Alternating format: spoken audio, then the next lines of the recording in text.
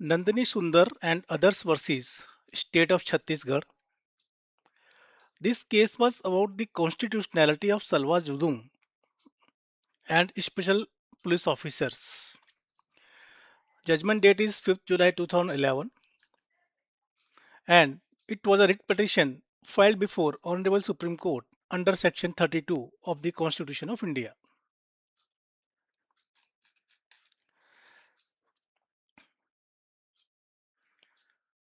So overview and context is एक सलवा Judum movement start किया था इन year 2005 and as per this movement the state government sponsored a local militia movement in order to combat the attacks of Maoist or I would say Naxalites. And this movement was started nearby the Dantewada district in Chhattisgarh. State government hired local tribal youth and they were recruited as SPOs, special police officers, and they were given the arms and they were given the freedom to use those arms to counter Naxalite insurgents. Now, the dilemma before the Supreme Court was the whether the act of the state, that is Chhattisgarh, was constitutionally valid, whether the tribal rights versus security they go hand in hand.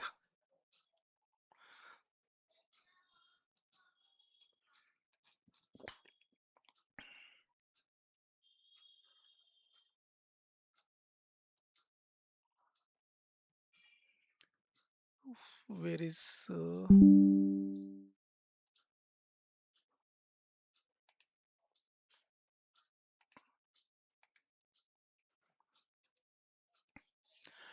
facts of the case is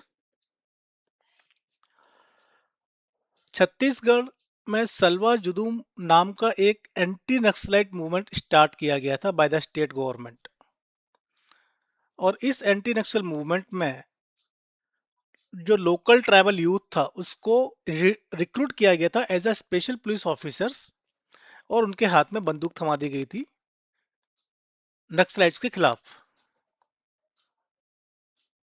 जब ये writ petition file हुई supreme court में तो petitioner के जो पक्ष था वो ये था कि Salma Judum state sponsored militia बन गया था, means it was a terrorist act which was sponsored by the state.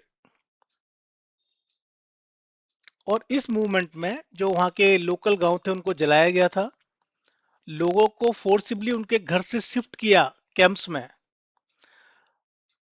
Killings हुई, हरेसमेंट हुआ, इलीगल डिटेन किया गया लोगों को। और एसपीओ जो है बिना सही ट्रेनिंग के जानलेवा ऑपरेशंस में लगाए गए। बिकॉज क्या है कि जब कोई ऑफिसर को रिक्रूट किया जाता है in a proper manner by the state, then they are given the proper training to fight and to protect themselves. तो ये सभी रीजंस को जब सुप्रीम कोर्ट को बताया और जब ये बताया तो उसके पीछे कारण ये था कि कोर्ट को इंटरफेयर करना जरूरी है इस मैटर में।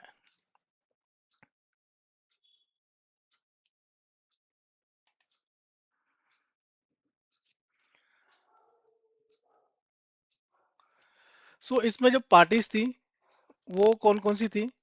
नंदिनी सुंदर, शी वॉज अ प्रोफेसर।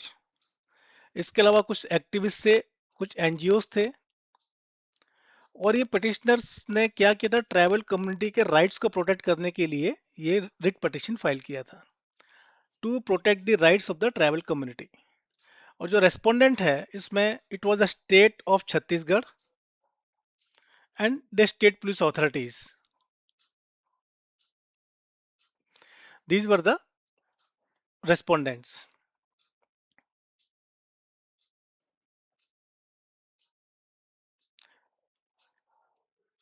जो की legal issues before the honourable supreme Court were, पहला इशू ये था कि क्या स्टेट बिना प्रॉपर ट्रेनिंग के सिविलियंस को स्पेशल पुलिस ऑफिसर बनाकर बंदूक दे सकती है? दूसरा issue before the court was, क्या सलवा जुदूम जैसे नॉन स्टेट आर्म ग्रुप को स्टेट सपोर्ट करना कॉन्स्टिट्यूशनली है कि नहीं है? तीसरा था कि ह्यूमन राइट्स वायलेशन के लिए स्टेट की जिम्मेदारी क्या है? ये जो इसमें ह्यूमन राइट्स के वायलेशन हो रहे हैं, उसमें स्टेट की अकाउंटेबिलिटी, स्टेट की रेस्पॉन्सिबिलिटी कहाँ तक सीमित है? और ये जो स्कूल्स और हॉस्टल्स को सिक्योरिटी फोर्सेस के कैंप के रूप में यूज करना था, वो कितना जायज है? और ये जो डिस्प्लेस ट्राइबल्स से जिनको कैंप में शिफ्ट किया गया था, उनके रिहेबिलिटेशन और प्रोटेक्शन के लिए स्टेट को क्या करना चाहिए? So these were the legal issues before the honourable supreme court. Remedies and directions जो शॉर्ट की गई थी वो ये थी, what appropriate direction should the court issue to disarm such groups, rehabilitate victims, and ensure independent investigation into alleged crime? तो इसमें जो लीगल फ्रेमवर्क को अगर बनाने की कोशिश करें तो इसमें जितने भी स्टेट स्पॉन्सर्ड जो एक्टिविटीज हो रही थी, इसमें आर्टिकल 14 का वायलेशन हो रहा था। जो वहाँ के लोकल लोग हैं उनका, उन लोगों के आर्टिकल 21 का वायलेशन हो रहा था। Article 14 everyone of knows it is equality before law, and article 21 is right to life and dignity। State की जो कोर्सिव पावर है किसी इरेगुलर मिलिटिया को नहीं दी जा सकती, एक ऐसे ग्रुप को नहीं दी जा सकती जो कि इरेगुलर है, जो कि अनट्रेंड है, जो कि कॉन्स्टिट्यूशनली इनवैलिड है। तो स्टेट की जो पावर है, we can not it can not be delegated to such groups. State law and order खुद मेंटेन करे, ना कि किसी को आउटसोर्स करे। So several constitutional precedents cited into this case, and main emphasis was given on state accountability and fundamental rights protection।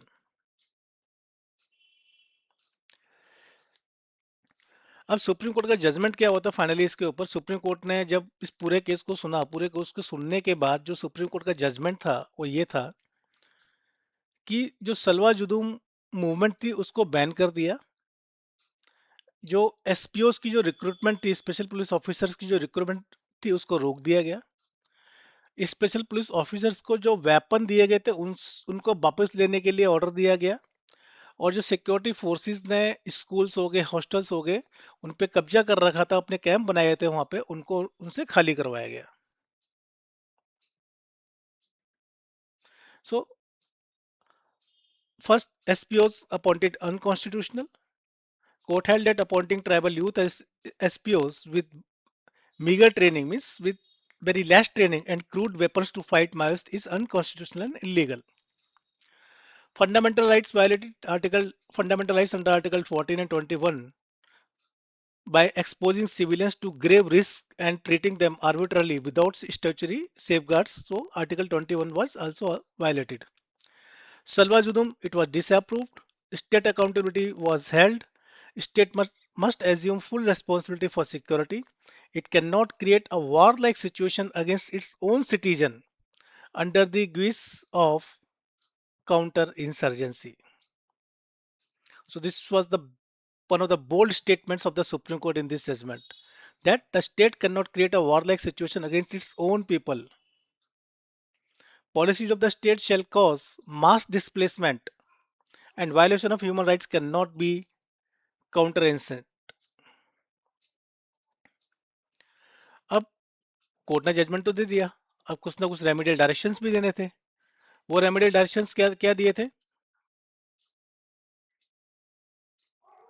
कि भाई जो एसपीओ के रिक्रूटमेंट को बंद करो, स्कूलों को खाली करो, इन्वेस्टिगेशन अकाउंटेबिलिटी को सेट करो, मिलिट्री ग्रुप को डिसबैंड करो, रिहेबिलिट जो लोग डिस्प्लेस हो गए थे उनको रिहेबिलिट करो, स्टैट्यूटरी कंट्रोल्स लो। ऐसा नहीं अपनी पावर किसी को भी दे दिया और उनके ऊपर हम जो है पूरा स्टेट डिपेंड हो गया। No.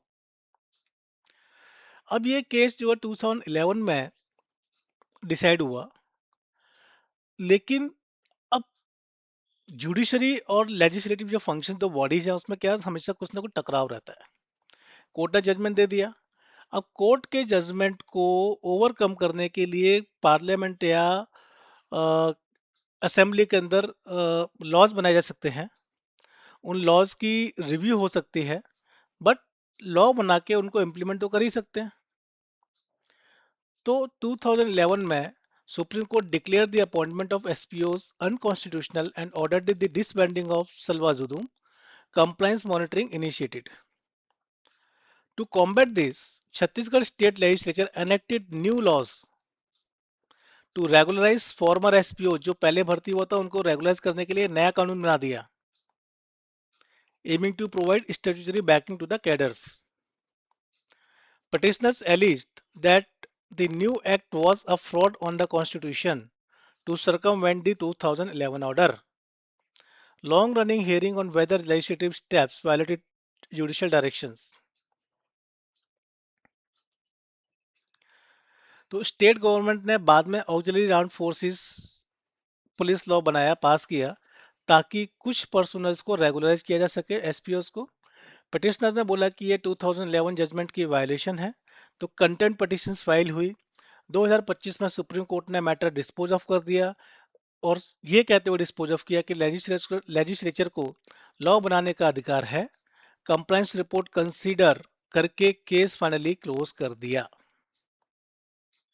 So the importance of this case is, or the significance of this case is, tribal rights and human rights को प्रोटेक्ट किया गया, स्टेट की अकाउंटेबिलिटी इन इंटरनल सिक्योरिटी को सेट किया गया, नो मिलिटराइजेशन ऑफ सिविलियंस को आप military group में कन्वर्ट नहीं कर सकते हो सिविलियंस को, rule of law must be followed even in anti terror operations, ऐसा नहीं एंटी टेरर ऑपरेशंस के नाम पे हम रूल ऑफ लॉ को फॉलो नहीं करें।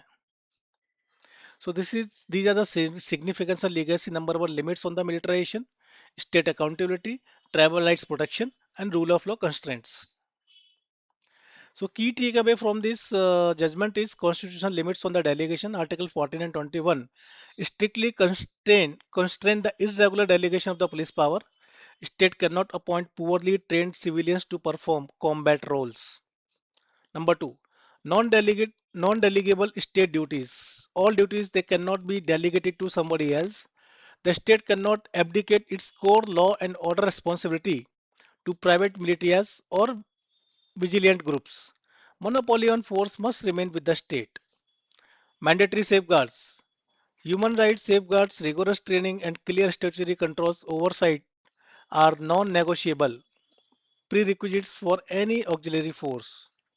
सो they should be properly trained, properly उनके स्टैट्यूटरी कंट्रोल होना चाहिए, ओवरसाइट होनी चाहिए, otherwise they would be held illegal. इस तरह के जो भी सेफगार्ड नहीं रहेंगे और आप कुछ ग्रुप बना रहे हो तो।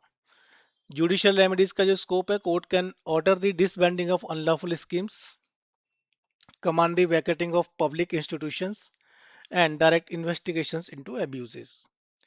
Legislative competence. While the judgment binds the state, subsequent legislative actions to regularize forces is not automatically contempt, provided it respects constitutional limits. So a state cannot create a warlike situation against its own people. This is the major takeaway. Article 14 and 21 की बात हुई है। सलवा Judum act को illegal और unconstitutional बताया गया, एसपीओस की भर्ती को अनकॉन्स्टिट्यूशनल बताया गया। बाद में स्टेट ने कोशिश करी लॉ बना के उसको रेगुलराइज करने के लिए, कंटेम्प्ट पिटिशन भी फाइल हुई, 18 साल केस चला और उसके बाद कोर्ट ने यह बोला कि लेजिस्लेचर्स को कानून मानने का पूरा हक है, बट अगेन जो one of the basic principle review, it will decide whether the law is constitution whether the law is violating the basic structure doctrine or not. If it is violating the basic structure, of course this would be held invalid.